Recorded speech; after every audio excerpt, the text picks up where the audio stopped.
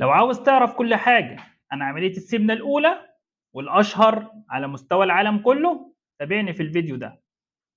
ركز معايا عشان الكلام ده مهم ليك لو أنت تخين، مهم لغيرك لو تعرف حد تخين، وعشان لما تقعد مع حد تعرف تتكلم وتقول رأيك بكل ثقة.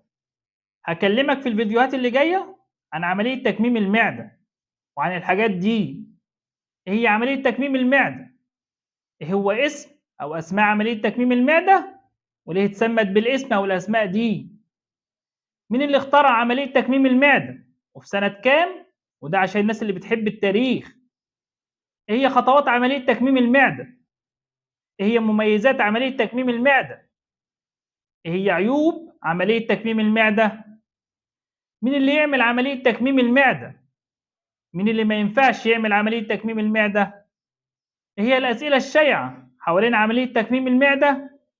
وإيه الأعراض اللي ممكن تحصل بعد عملية تكميم المعدة وتكون طبيعية؟ وإيه هو النظام الغذائي بعد عملية تكميم المعدة؟ وإيه السبب في تفاوت الأسعار بتاعة عملية تكميم المعدة؟ لو عاوز تعرف إيه هي عملية تكميم المعدة؟ وإيه هو اسم أو أسماء عملية تكميم المعدة؟ وليه اتسمت بالاسم أو الأسماء ديت؟